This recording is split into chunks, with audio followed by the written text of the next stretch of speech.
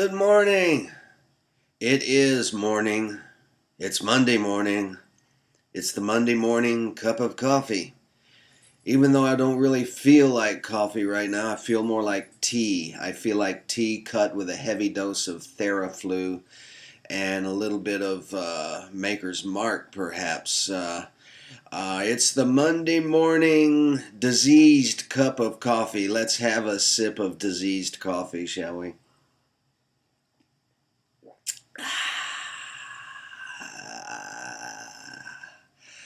Oh, oh, had some nice gigs this weekend, but I think that rehearsal room last Wednesday was a seething incubator of pernicious germs.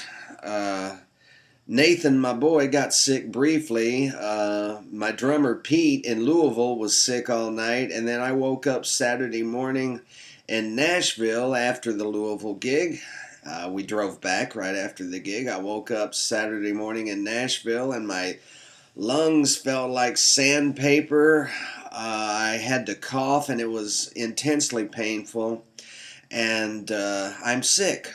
I'm still sick. It's not quite over with. I have to go do a radio shift at WXNA at 9 o'clock, and I don't have any Lysol for the microphone. I guess I'll have to buy some on the way. Uh, I hope you're feeling better. I hope you're not as under the weather. Yes, Saturday I had to get up and go to Columbia, Tennessee, and play the Muletown Music Festival, and then I came home and I crawled into bed with a cup of Theraflu and this right here, Hillbilly Elegy by J.D. Vance. It's a great book. I'm about two-thirds of the way through it there. It's about survivors of the Appalachian diaspora who expatriated to southern blue-collar Ohio and are trying to make the way of their lives and in jobs that are disappearing and life choices that aren't always wise. I also carried to bed this The Fall of Berlin by Anthony Beevor. And this right here is just mind candy. That I can pick that up anytime. I know how it ends. It's just fun reading how, if you can consider that sort of reading fun. And then this just came in the mail last week right here. Born to Run, Bruce Springsteen. I've just been kind of dipping my toe into that, opening a page and seeing what he has to say. He's a very good writer. There's no ghostwriter involved. He's very good. I do have my bones to pick so far. First of all, it's called Born to Run. It's boring when your autobiography is also the title of one of your songs. Even if it's a movie, what's love got to do with it? That was a terrible title for that Tina Turner biopic, but what are you going to do? The thing about Bruce, though, he writes things about... on my greatest albums, my characters are locked in a struggle to exist. Yawn. Yawn. What does that even mean, a struggle to exist? We're all in a struggle to exist. So are dogs. So are dragonflies, you know. So are eels. Struggle to exist. Another thing he wrote on one page was, all great rock and roll is about action. No, it's not.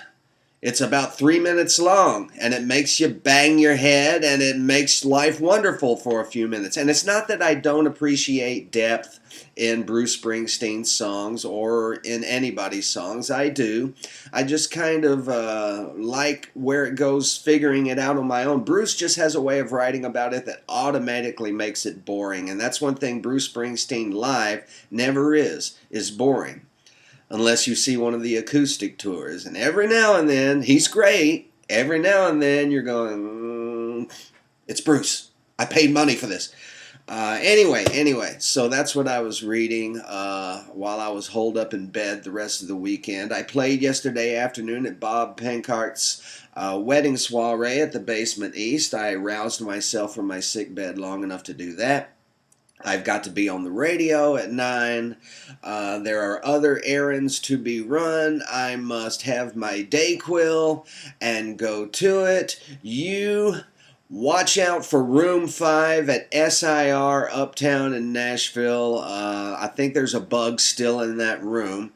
The rest of you, don't let the bastards get you down, especially those germ-toting bastards. God bless you. Get through the week. Go see the Long Players Friday night. The record is REM's Out of Time. I'm singing Shiny Happy People. God bless you. I'll see you next week.